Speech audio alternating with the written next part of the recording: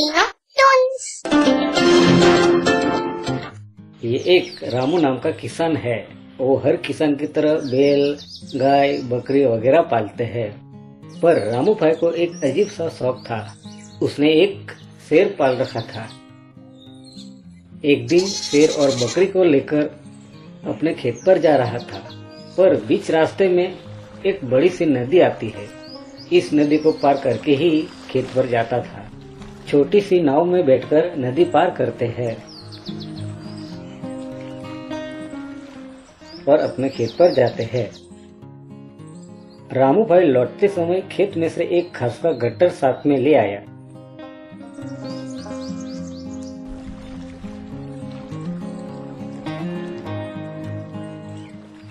इस बार तो घास का गट्टर समेत 4 हो गए।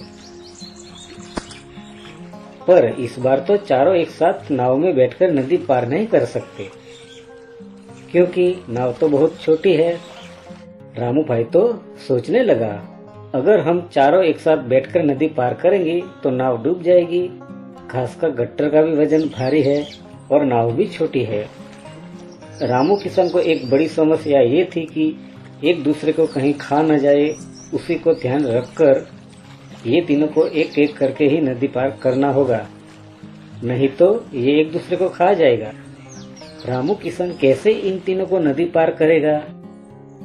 रामू किसान तो और सोचने लगा, पर मैं इन तीनों को कैसे नदी पार कराऊंगा? हम एक साथ बैठकर नदी पार नहीं कर सकते, क्योंकि नाव डूब जाने का बड़ा खतरा है। और सोचने लगा, अगर पहले शेर को नदी पार कराऊंगा तो बकरी घास खा जाएगी, और घास का गट्टर नदी पार कराऊंगा तो बकरी को शेर खा जाएगा। अब क्या करूं? इन तीनों को कैसे नदी पार कराऊंगा? आखिरकार रामू भाई को एक युक्ति सूझी।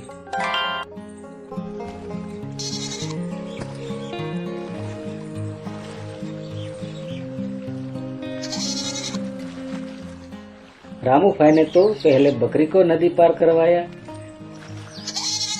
और बकरी को इस किनारे छोड़कर शेर को लेने आया।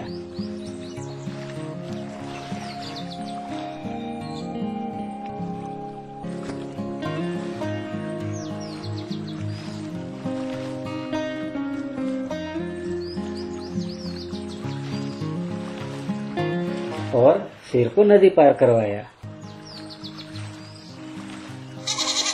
पर बकरी को तुरंत अपने साथ वापस इस किनारे ले आया।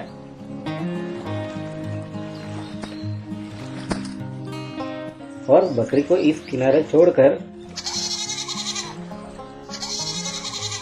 घास का गट्टर को नदी पार करवाया। और शेर तो घास खाएगा नहीं।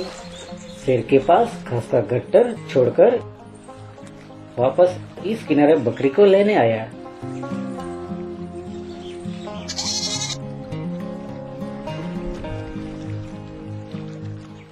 उसके बाद तो फिर बकरी को नदी पार करवाया। तो ऐसे ही इन तीनों को एक दूसरे को खाए बिना नदी पार करवाया। तो दोस्तों, इस कहानी से हमें सीख ये मिलती है कि समस्या चाहे कितनी भी बड़ी क्यों ना हो, सूझबूझ और हिम्मत से काम लिया जाए तो हर समस्या का समाधान मिलता है। दोस्तों, ऐसी ही मजेदार कहानी देखने के लिए लाइक कीजिए, शेयर कीजिए।